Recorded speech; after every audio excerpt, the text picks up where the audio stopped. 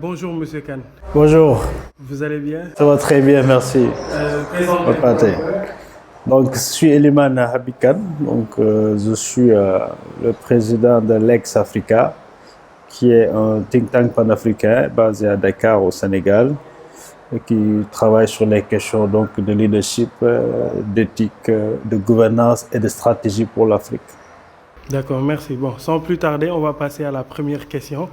Pétrole, gaz au Sénégal, ça vous dit quoi? Quel est votre avis là-dessus? Oui, c'est l'actualité au Sénégal. Depuis qu'ont été annoncées des découvertes importante en 2014 puis 2015 ainsi de suite, que le Sénégal, qui est dans le bassin de la sous-région, est- a un potentiel important en matière de ressources en hydrocarbures, de pétrole et de gaz surtout. Et depuis, effectivement, le débat public est un peu orienté vers ces nouvelles ressources, ce qui n'est pas une mauvaise chose, mais qui comporte également des risques, parce qu'il y a aussi beaucoup d'exagération sur ce qui se dit par rapport au potentiel, et il y a des appétits qui s'aiguisent. Il y a que également le Sénégal est devenu très convoité par différentes puissances économiques, parce que le pétrole et le gaz, malgré tout, est encore important pour, pour le marché, pour l'économie mondiale. Et voilà, bon an, mal an, nous aussi avons fait notre part de responsabilité en agitant la réflexion avec des références d'ailleurs, mais aussi beaucoup de recherches pour mieux comprendre les enjeux qui tournent autour de l'économie du pétrole et du gaz, mais également surtout à quoi on devrait s'attendre dans le cas spécifique sénégalais, et surtout comment nous pouvons nous réajuster. Quand je dis réajuster, c'est par rapport aux instruments de gouvernance que nous utilisons, aussi bien le cadre juridique et institutionnel, mais que la préparation également des ressources humaines pour pouvoir bien gérer ces nouvelles ressources-là, et surtout éviter de trop orienter ou réorienter nos politiques publiques vers ces nouvelles ressources, en oubliant l'essentiel, la base, et surtout les ressources qui sont plus durables, sur lesquelles il faut surtout compter. Et je pense que ceci dans un contexte où le Sénégal avait déjà un cadre stratégique unique sur le plan économique, qui ne prenait pas en compte déjà le pétrole et le gaz. Et donc, pour moi, ça peut être heureux si, sur le plan de la gouvernance, on a une attitude très responsable pour n'utiliser ce qui peut être généré, je dis bien peut être, c'est pas évident que ça génère véritablement des revenus pour le Sénégal, puisse être bien utilisé pour en fait développer la structure économique qui, elle, doit être basée sur surtout des ressources plus durables. Voilà, donc du coup, nous avons même travaillé à préparer la société civile pour que le débat puisse être un débat inclusif, pour très tôt imposer une gouvernance démocratique de ces ressources-là. Parce qu'il y a des tendances, qui font qu'avec ce type de ressources, les styles de gouvernement ou de gouvernance vont vers plus d'autocratie, plus de concentration du pouvoir, parce qu'il s'agit d'un domaine où, effectivement, il y a un contrôle très puissant de la part d'intérêts économiques majeurs, comme les multinationales qui agissent sur les pouvoirs d'État, surtout qui sont des États faibles en termes de revenus ou d'organisation interne, et ce qui peut tout simplement mal orienter l'exploitation des ressources. Donc il fallait anticiper sur ça, et je pense que nous avons réussi tant soit peu à l'époque, les responsabilités que nous avions, à inviter les acteurs de la société civile et les autres parties prenantes du secteur à un dialogue nourri par une documentation scientifique, nourri par des expériences connues d'ailleurs, comme au Ghana, au Tchad, en Mauritanie à côté de nous, qui depuis 10 ans exploite avant nous.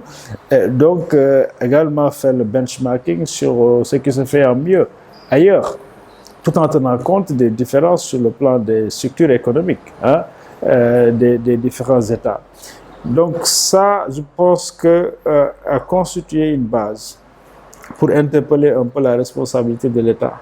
Parce que malheureusement, on a constaté qu'il y a eu une gestion très concentrée du secteur, alors que même au niveau public, il y a un manque criard de compétences véritables pour faire face à toute la chaîne de valeur des hydrocarbures. L'expérience qu'on a au Sénégal, c'est vrai, d'exploration, de recherche, mais surtout en aval, avec la distribution qui se fait ici, raffinerie, peut-être raffinerie et distribution. Mais en termes de production, en amont, etc., donc nous n'avons pas cette expertise-là. Donc il faut nous préparer à tout cela. Le 4 juin 2019, vous avez sorti une déclaration, quand je dis vous, c'est LEC Africa, sur la transparence dans les contrats pétroliers dans le contexte de l'affaire Petro-Tim. Quelles sont les retombées ou résultats de celle-ci? Oui, c'est vrai. Quand il y a eu cette histoire-là, qui était un scandale en fait, qui a été réveillé, parce que c'était connu avant, parce que c'était le contrat qui date de 2012, etc. Même avant 2011-2012, avant l'alternance, et donc qui nous ont poursuivis et qui sont revenus suite à une investigation faite par une télévision étrangère. Alors donc ça, on peut le considérer effectivement comme cette première tache noire ou marée noire, pour utiliser le terme dans le jargon, qu'a connu donc l'histoire du pétrole et du gaz au Sénégal. Et ce n'est toujours pas réglé. Et donc à l'époque, nous avions effectivement initié d'abord une déclaration pour dire notre position sur la gouvernance du secteur et sur l'importance et la nécessité d'avoir une attitude de transparence dès le début sur cette affaire-là. Et nous avions même initié aussi une pétition pour demander à ce que la justice se saisisse de cette affaire Petro-Tim, entre guillemets, et pour clarifier cela. Alors, donc, il y a une pétition qui avait aussi fonctionné. On a eu presque une trentaine de mille de signatures à l'époque. Et on a pris des contacts. Nous avons été contactés par d'autres initiatives citoyennes également. Et je pense que même Aar Lu Ñu Bokk est né dans ce contexte-là. Donc, nous avions même arrêté notre processus pour se joindre à une initiative beaucoup plus large. Bon, même si les résultats sur ce plan-là ne sont pas très satisfaisants. Mais par contre, je pense que ceci a au moins favoriser une initiative, une réaction, je veux dire, parce que on va l'évaluer après, mais quand même, le procureur s'est prononcé sur la question et a ouvert un appel à témoignage, qui malheureusement, pour nous, n'était pas la bonne attitude à avoir, et la suite nous a donné raison. Parce que juste après, on a vu que le juge, le défunt juge qui avait en charge cette affaire avait prononcé le non-lieu, tout simplement, et on ne voulait plus en parler.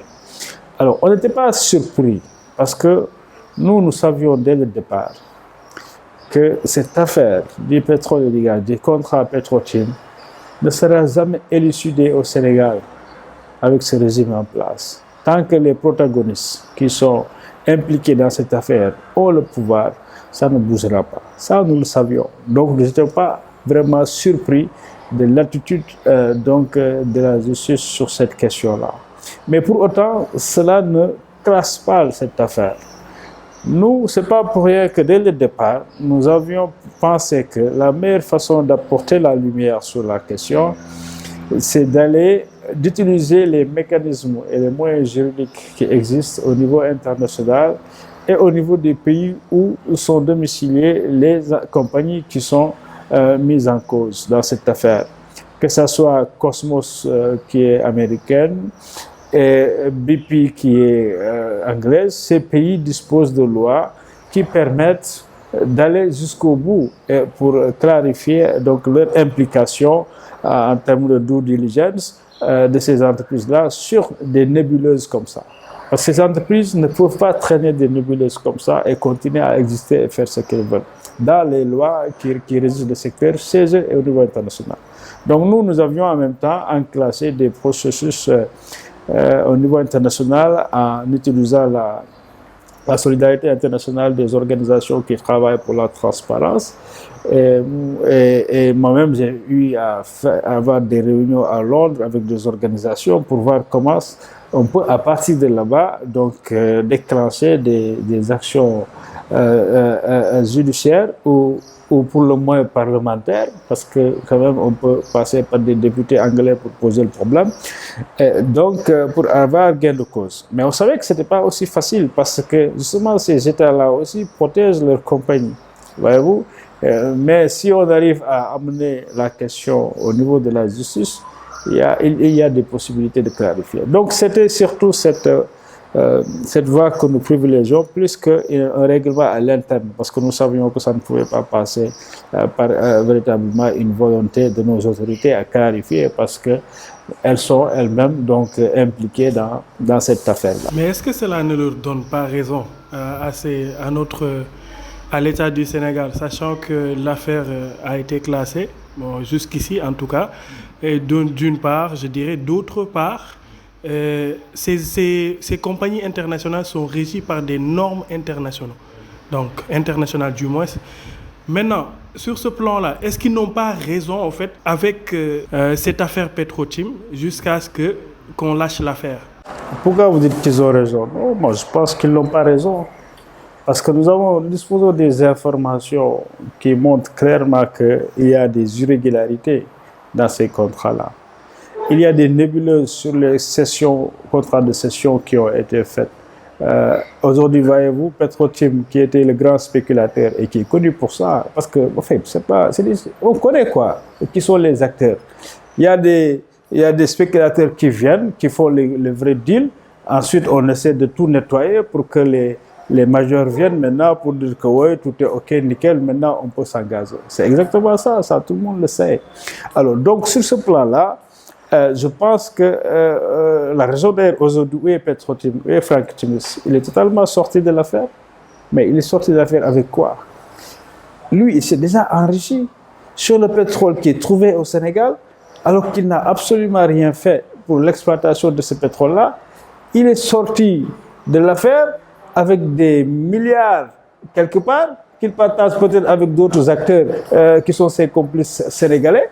Alors, donc maintenant, voilà, on se retrouve dans une situation où alors l'État devra se débrouiller avec 18 à 20% selon les contrats, aller emprunter encore de l'argent, parce qu'il faut s'endetter pour que Petrosen, qui représente l'État, puisse assumer sa part dans le consortium.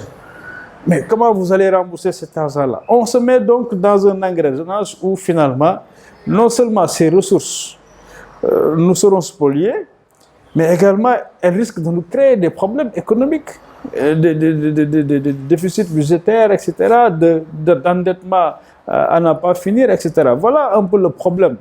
En tout cas, c'est ça l'enjeu pour le Sénégalais. Donc, on ne peut pas dire qu'ils ont eu raison sur cette affaire Petro-Tim. Mais Franck Timis, par exemple, a été honoré par le Code 98. Après, c'est pour raison pour laquelle on a modifié le Code 2018. Oui, ça, c'est peut-être sur les opérations qui sont intervenues de cession, par exemple, parce que c'était géré par le régime fiscal en vigueur avec le Code 98. Je suis d'accord. Mais sur la régularité des contrats, non. Je suis désolé, il n'est pas blanchi.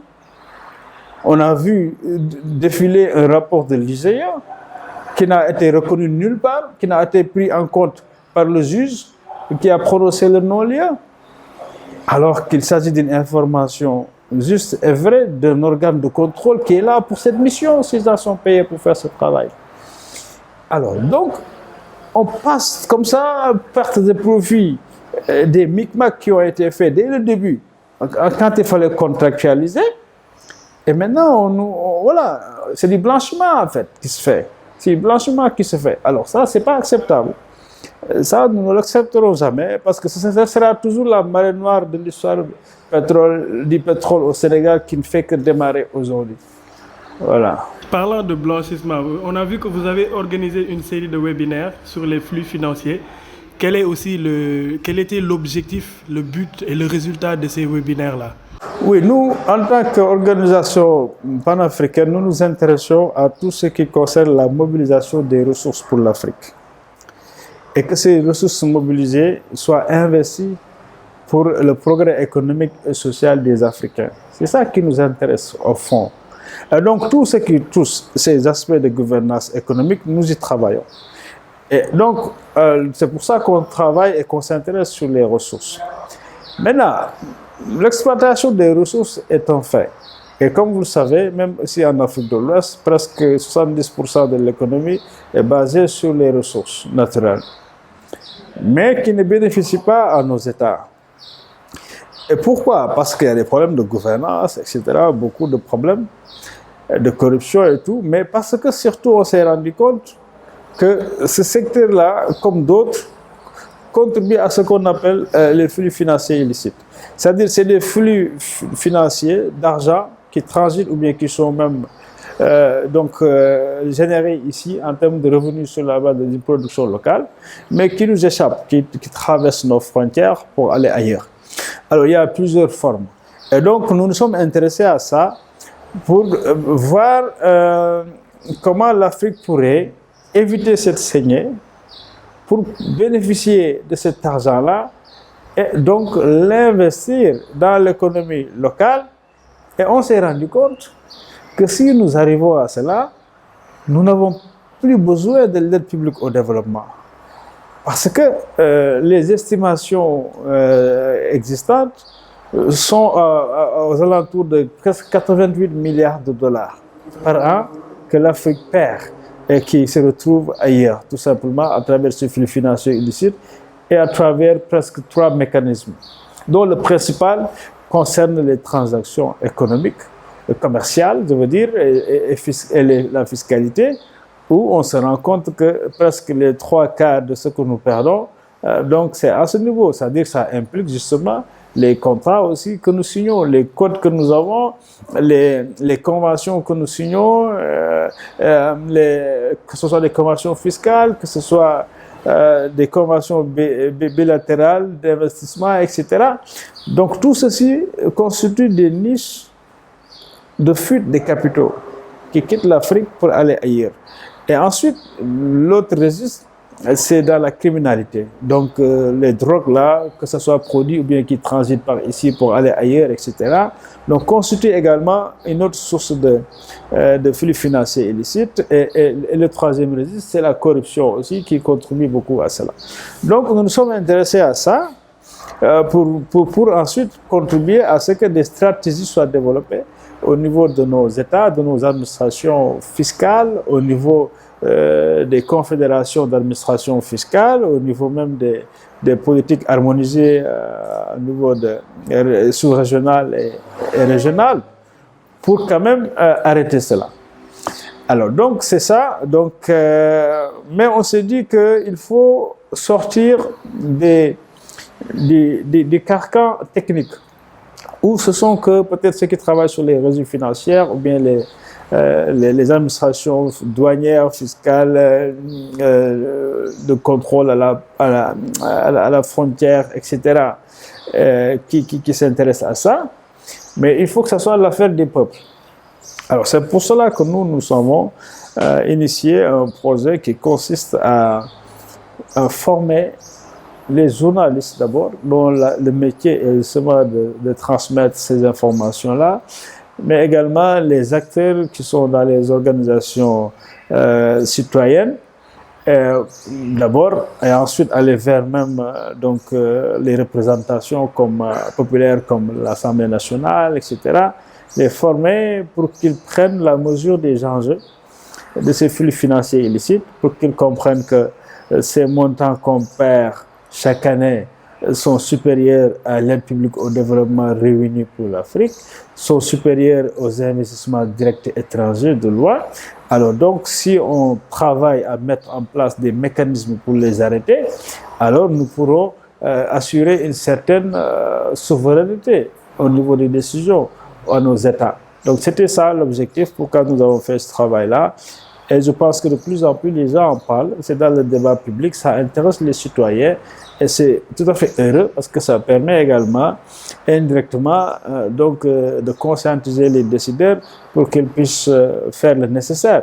Ne serait-ce qu'en organisant une certaine pression citoyenne sur ces questions-là ou bien en les invitant au débat avec les citoyens et en les accompagnant à avoir des instruments beaucoup plus rigoureux, d'abord sur la mesure statistique, mais également sur les mécanismes qu'il faut mettre en place pour pouvoir éviter ces flux financiers illicites. D'accord. Maintenant, qui parle de finance parle de transparence. Donc, quand on parle des contrats entre les compagnies, quel est votre avis sur la question? Alors, la première chose, c'est qu'il y a des rapports qui sont déséquilibrés. Et cela est dû à une asymétrie que nous avons constatée, parce que nous l'avons étudiée. Nous avons fait une recherche sur ça, qui va certainement être publiée prochainement, que l'asymétrie entre les grandes multinationales, qui en réalité dominent le secteur, même jusqu'aux aspects juridiques. Voyez-vous, même on dit que oui, nous on a des contrats types qu'on utilise qui viennent du style de partage de production, mais c'est des standards. Les standards viennent d'où? Ces standards sont produits sous l'influence de ces grandes multinationales. Voyez-vous, même si au départ, il y a des États qui se sont battus, comme si vous vous rappelez l'Indonésie à l'époque, dans les années 70, pour faire évoluer un peu le cadre juridique jusqu'à arriver à ce type de contrat de partage de production. Alors, donc, parce qu'il y a d'autres formes de contrats qui se font. Mais jusque-là encore, le problème que ça pose, c'est peut-être moins même le contrat type que les autres éléments d'asymétrie. C'est-à-dire, la première, c'est l'information.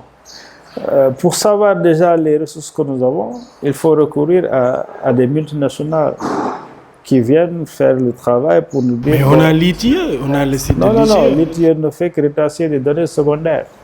Mais si je vous parle des données sismiques, les données sismiques qui vous disent que voilà combien vous avez, etc. Ce qu'il faut, les sondages. Le site de Petrosen? Ben attends, Petrosen est là, c'est vrai, ils sont depuis longtemps. Mais qu'est-ce qu'ils font? Ils travaillent avec d'autres entreprises multinationales. Et généralement, ce sont ces entreprises qui disent voilà ce que nous avons. D'accord? Après, maintenant, les Petrosen capitalisent ces données-là, ça lui fait une base de données importante, mais qu'elle ne génère pas elle-même, voyez-vous. Donc, ce sont ces entreprises qui nous renseignent sur notre potentiel. Ça, c'est un premier problème. Alors, l'autre problème, c'est par rapport aux moyens que nous avons à faire face à nos propres responsabilités dans nos engagements sur ces contrats. L'État du Sénégal, quels moyens a-t-il pour contrôler les engagements? D'abord, si vous prenez les contrats de partage de production, il y a ce qu'on appelle les cost oil, cost limit, etc. On dit que le paradigme est quoi? Le paradigme est que nous, États faibles, n'avons pas les moyens, donc on travaille avec des multinationales. Ces multinationales vont aller chercher l'argent, vont venir exploiter. Et dans ce cadre-là, donc, on s'accorde. Ils vont faire les dépenses. C'est vrai, c'est des risques. Ils insistent beaucoup sur les risques. Mais ils n'insistent jamais sur les risques financiers, sur les aspects financiers et les conséquences environnementales que ça peut avoir. Mais c'est ça leur métier, aller prendre des risques, amener l'argent. Ils dépensent. Maintenant, les premières dépenses sont onéreuses, c'est vrai, c'est des milliards qu'il faut mettre sous l'eau parce qu'on est offshore en ce moment avant d'espérer sortir les premiers barils. Mais est-ce que l'État du Sénégal s'est donné les moyens de contrôler le volume d'investissement qui est fait à ce niveau, le coût de ces opérations-là qui sont faites? Il y a un problème, parce que ça nous ramène au flux financier illicite, avec ce qu'on appelle le mispricing, hein, avec donc comment on appelle ça, les prix de transfert, tu vois, les fausses facturations qui sont utilisées par ces multinationales, etc., l'endettement interne, etc., en utilisant des filiales et autres, etc., que ces multinationales utilisent. On appelle tout ça, bref, des stratégies d'optimisation fiscale. Alors, donc, du coup, c'est difficile pour nos États de contrôler tout ceci, de vérifier vraiment le véritable cost oil, hein, pour pouvoir ensuite dire, OK, on va rembourser à tant de pourcentage avant de penser à partager donc les fruits de la production. Voilà le deuxième niveau où il y a un problème. Mais en plus, comment l'État du Sénégal peut contrôler aussi la production? Dites-moi, est-ce que nous avons des batteries de compétences et de logistique indépendantes? Je parle d'indépendantes. Parce que pour aller sur les plateformes déjà, il faut l'autorisation des compagnies multinationales. Et parfois, qu'est-ce qu'ils vous disent? Il faut que vous soyez formés, hein, à des trucs de sécurité pour être autorisé à aller sur les plateformes. Moi, je l'ai testé, j'ai posé avec provocation cette question à des représentants de Cosmos BP à l'époque pour leur dire, est-ce que vous pouvez organiser une visite des plateformes avec les parlementaires et les organisations de la société civile? Ils nous ont sorti cette réponse. Oui, c'est compliqué, c'est pas si facile que ça, il faut aller faire des formations, etc.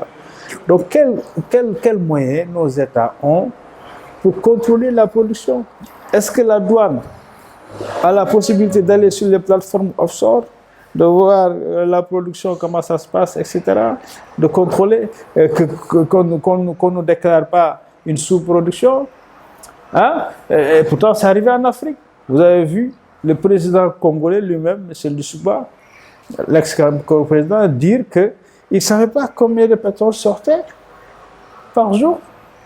Mais ça, c'est le Congo, hein, au Sénégal. On a des mécanismes peut-être qui... Mais quels mécanismes avons-nous pour contrôler la production offshore? Mais l'ITIE, déjà, l'ITIE... Non. Que dites-vous de l'ITIE qui est numéro 1 en Afrique sur la transparence? Et quand on parle de transparence, donc ils vont gérer toutes les statistiques en termes de production. Je vais vous dire, l'ITIE travaille sur la base de données produites par les acteurs. Moi, ce que je disais là, je parle de travail direct, du contrôle direct. Je ne dis pas que ça se passera comme ça, mais je dis qu'il y a des risques. Et il faut que l'État nous dise quels moyens ils ont pour contrôler la production, pour contrôler les stratégies d'optimisation fiscale. Parce que si tu n'arrives pas à faire ça avant, ce n'est pas la peine d'entrer dans l'économie du pétrole et du gaz, parce que tu ne verras que du feu. Maintenant, revenons sur les questions de transparence, je dirais, en aval. Parce que tu parles de l'ITIE, c'est ça. L'ITIE, c'est après, c'est sur les données. Parce que l'ITIE est né pourquoi? L'ITIE est né pour voir les flux financiers qui existent entre les multinationales et les États. Voyez-vous? C'est-à-dire, quels sont les paiements qui viennent du secteur privé qui vont vers les États et quels sont les paiements qui sont reçus par les États et enregistrés. Et ensuite, il faut la confrontation pour voir un peu s'il y a une transparence véritablement sur ce plan-là. Maintenant, c'est vrai que c'est une norme qui a beaucoup évolué après et maintenant intègre beaucoup d'autres aspects, comme les aspects environnementaux, comme les aspects même de genre, donc les femmes dans le secteur et autres, etc. C'est très bien. Et si on prend l'ITIE Sénégal aussi, j'avoue qu'ils ont fait un excellent travail depuis le début. Parce que dès le début, ils sont allés au-delà de la mission qu'on ferait à l'ITIE, c'est-à-dire du respect tout simplement de la norme, mais pour en faire un outil d'information sur le secteur au Sénégal. Si vous voyez les rapports ITIE, ce sont les rapports, les sources les plus complètes qui vous permettent de savoir, si vous voulez faire la cartographie du secteur, savoir un peu tout ce qui se passe là-dedans. Donc c'est vraiment une excellente chose qui a été faite. Mais je l'ai toujours dit, l'ITIE n'est pas une panacée. Et l'ITIE ne règle pas à elle seule nos soucis de transparence dans le secteur. Je vous ai parlé des nébuleuses dans les contrats. Qu'est-ce que l'ITIE peut faire? L'ITIE peut juste dire, bon, écoutez, il y a plusieurs contrats qui sont là, mais qui ne respectent pas vraiment les exigences de transparence. C'est dans les rapports de l'ITIE, ils le disent. Mais est-ce que ça a amené à remettre en cause des contrats? Mais non, jamais, parce que ce n'est pas leur mission. Voyez-vous, quand il y a eu ces scandales, l'ITIE s'est prononcé. Il dit que ce n'est pas de mon ressort, il n'est pas de ma mission d'aller faire de l'audit des contrats pour vous dire que si ça va, c'est bon ou c'est pas bon. Ce n'est pas leur boulot. Donc voilà, l'ITIE, c'est bon parce que ça informe, mais l'ITIE n'est pas assez incisive pour nous permettre de régler nos problèmes de transparence que nous avons. Donc voilà, mais quand même, c'est une photographie intéressante qui nous permet de savoir ce qui est important de savoir sur le secteur, jusqu'à son implication ou bien son impact sur l'économie, hein, ce que ça représente sur le PIB, sur le budget, etc. Et donc, c'est important, on en a besoin, parce qu'avant, il n'y avait rien sur ça. Je vous parle en connaissance de cause, parce que moi, je m'intéresse à ce secteur depuis plus de 10 ans maintenant. On ne parlait pas encore de pétrole et de gaz, dans le secteur minier, etc. Mais j'ai été témoin de la jeunesse de tout ceci, pour avoir même été de ceux qui ont fait le plaidoyer pour que le Sénégal s'engage dans l'ITIE, ce qui a été fait en 2011 avec le président Wade et a été confirmé après par le président Macky Sall, qui quand même a mis un peu de temps avant de nommer l'autorité, la haute autorité, mais ça s'est fait quand même finalement en 2013. Et depuis, je pense que le Sénégal se comporte bien, avec une première évaluation qui a été très bien, et qui dit que oui, nous avons fait mieux que beaucoup de pays africains, mais ce n'est pas suffisant. Ce que nous voulons, c'est que ces ressources-là soient exploitées et qu'on voit l'impact sur les populations. Que ces populations qui vivent dans des zones où il y a de l'impact direct de ces ressources. Bon, là, on est encore en offshore, avec un peu à l'intérieur avec Gadiaga. Vous avez vu le problème qu'il y a à Gadiaga, et qui a le feu de Gadiaga a mis en lumière, mais la misère dans laquelle vivaient les communautés qui étaient autour de ces puits de pétrole. Voyez-vous? Alors c'est la même image, c'est les mêmes clichés qu'on risque de retrouver, parce que je ne le dis pas par pessimisme, mais sur la base d'une analyse diachronique, mais aussi d'une analyse prospective qui est faite sur le secteur, et on s'est rendu compte, même sur des rapports des partenaires de nos États, comme la Banque mondiale, il est rare, ou même presque impossible, de montrer un pays, surtout un pays africain, qui a vraiment profité de ces ressources-là. Les pays riches en ressources minérales, en hydrocarbures, généralement n'en profitent pas. Voilà. Et autour de nous, voilà, les exemples sont là. Et donc, nous avons de grands défis. Et je pense que la transparence totale, pas seulement ce que nous donne l'ITIE, mais la transparence totale sur toute la chaîne de valeur, elle est importante. Et elle peut permettre à ce qu'on évite quand même certains écueils, comme ce qui se passe un peu partout autour de nous. D'accord. Une solution pour la bonne gouvernance, ce serait quoi pour vous? Alors, c'est clair pour nous. C'est une gouvernance démocratique qu'il faut faire du secteur. Ce n'est pas encore le cas, malheureusement. Parce que la gouvernance, elle est encore concentrée autour du président de la République.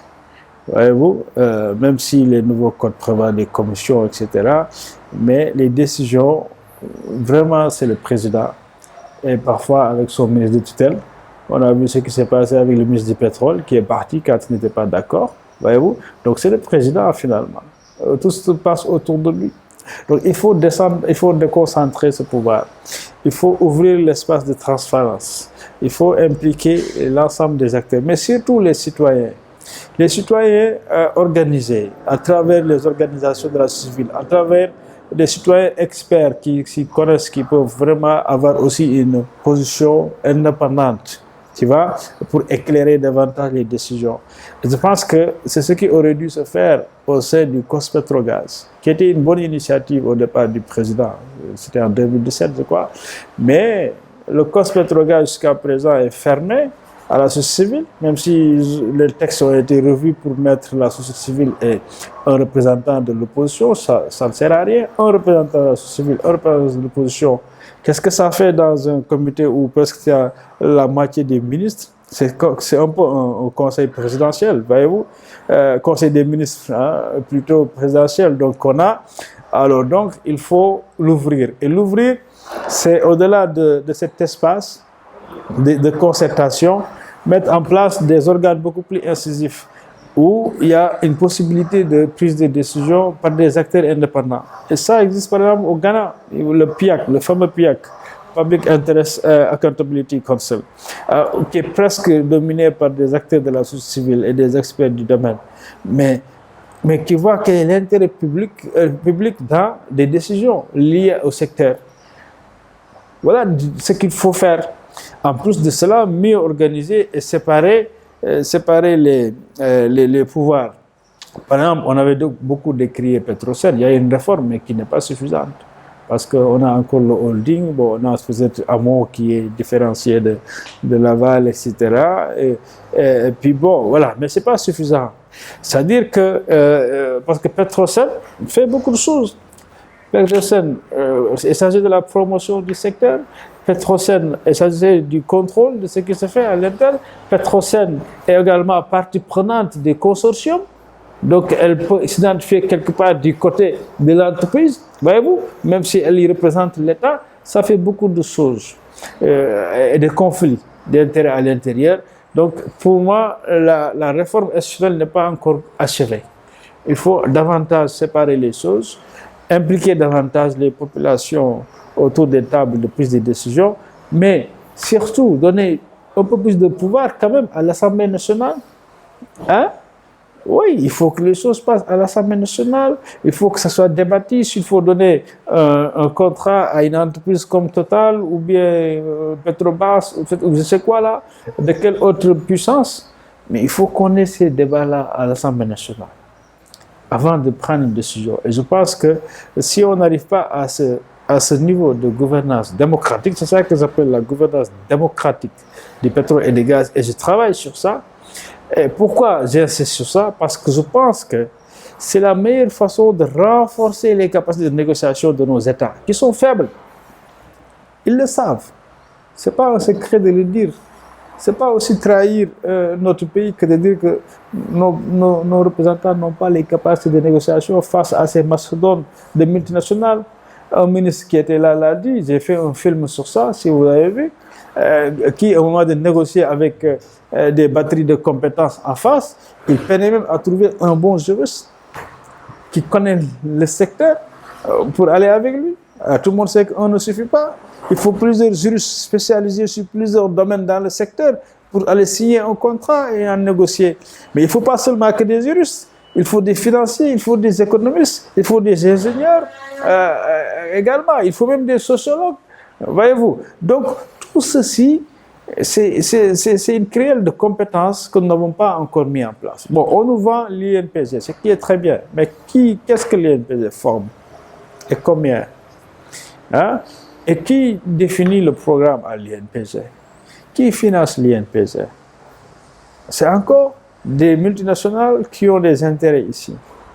Quelle est la possibilité de ces multinationales d'influencer même le contenu des formations? Hein? Alors que nous pensons de changement de paradigme. Parce que si on veut déséquilibrer ces rapports, c'est-à-dire si on veut réduire les asymétries, il nous faut réfléchir de façon stratégique par nous-mêmes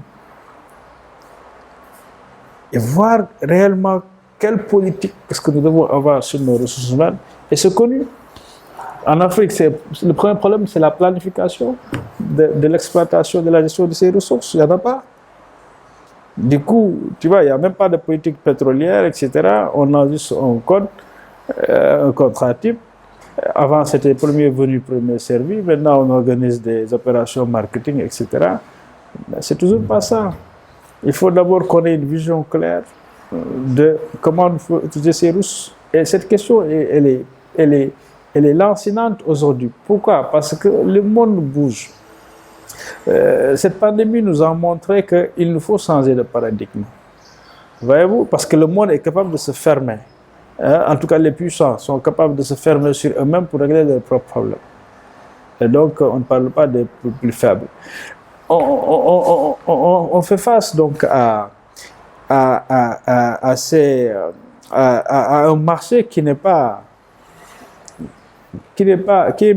maîtrisable, parce que ça bouge. Si selon plusieurs aspects, les comportements changent. L'économie, c'est tout simplement une agrégation de comportements et de décisions prises sur cette base et qui influencent sur tout l'environnement économique. Voyez-vous? Donc, il faut nous donner les moyens de l'appréhender, mais aussi, il ne faut pas négliger les perspectives relatives à la transition énergétique, qui est lié tout simplement au changement climatique, aux objectifs de développement durable. Ça aussi, ça va avoir un impact sur le secteur. Vous avez vu un peu comment les gens investissent sur le solaire maintenant, hein? Même les grandes multinationales sont en train de faire leur mue. Vous avez vu Total Energy, comment ça est en train de faire sa mutation ailleurs, parce qu'ils ont compris que voilà, ça va aller vers l'économie verte, vers l'économie bleue, etc. Alors que nous considérons ces hydrocarbures comme étant la manne. Mais ça risque de ne pas être le cas. Peut-être qu'une poignée de personnes peuvent s'enrichir rapidement à cette période-ci, mais après on se rendra compte, quelques années après, que malheureusement, on ne peut rien tirer de conséquent de cela. Et voilà, ce serait une catastrophe parce que les prix peuvent chuter, parce que maintenant on vend des véhicules électriques, on utilise plus d'autres formes d'énergie, etc. Alors, donc voilà donc des réflexions sur lesquelles on n'est pas encore sur le plan national, alors que c'est sur cela qu'il faut bâtir une véritable stratégie et une politique sur le secteur. Voyez-vous, on a des problèmes, des déficits qui sont là, qu'il faut combler sur le plan énergétique. Oui, on peut produire, je pense que gaz to power, c'est ça, c'est pertinent. On doit pouvoir régler notre autosuffisance énergétique. Si cette production locale, ne serait-ce que la part du Sénégal sur ça, peut le permettre, mais c'est formidable ça. Mais ensuite, si on règle ces questions-là, qu'est-ce qu'on peut prendre comme revenu pour l'injecter sur les autres énergies renouvelables, etc.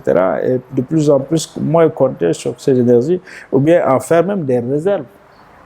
Au cas où, on ne sait jamais ce qui se passera demain, on pourrait en avoir besoin, comme d'autres le font. D'autres ne touchent pas à ce qu'ils ont, ils mettent ça en réserve, comme aux États-Unis par exemple. Alors ils vont prendre ailleurs. On va prendre en Arabie Saoudite, etc. C'est des ressources qui vont tarir. Voilà, donc ça aussi c'est une question stratégique et je pense que nous devons vraiment réfléchir. Mais malheureusement, l'euphorie ne montre pas cette perspective. Aussi bien du côté de l'État, parce que partout ils nous parlent de pétrole et de gaz, sans vraiment savoir réellement ce que ça va nous apporter. Alors que les projections sont très pessimistes.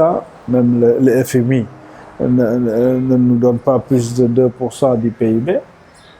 Nous sommes en train de travailler avec une organisation de la société civile internationale sur des modélisations qui aussi arrivent à ces mêmes conclusions et que ça va être encore plus grave si on convoque la transition énergétique. En plus de ça, et puis les moyens dont on aura besoin pour financer la participation de Petrosen. Donc, c'est compliqué. Et nous voulons d'ailleurs justement avoir ce débat-là. Je pense qu'il est important de l'avoir et que les acteurs vont répondre à notre invitation pour avoir un débat scientifique. Aussi bien sur la base de ces contributions qui viennent d'organisations de la société civile et aussi de ceux qu'ils ont aussi. Ils ont certainement des modélisations faites par des cabinets étrangers, alors donc qu'ils ne publient pas souvent. Mais c'est l'occasion peut-être d'avoir ce débat démocratique sur ça et qu'ils ouvrent les oreilles un peu et ça peut être utile pour que de bonnes décisions soient prises. Sinon, demain, c'est nous tous qui allons pâtir alors des revers que de mauvais choix vont tout simplement provoquer. D'accord, d'accord. Votre dernier mot? Alors, c'est que pour nous, construire durablement un pays, ça se fait sur la base d'une stratégie claire. Mais aussi, les hydrocarbures peuvent être une opportunité. Mais si, et seulement si, nous en faisons une gouvernance responsable. et inclusive.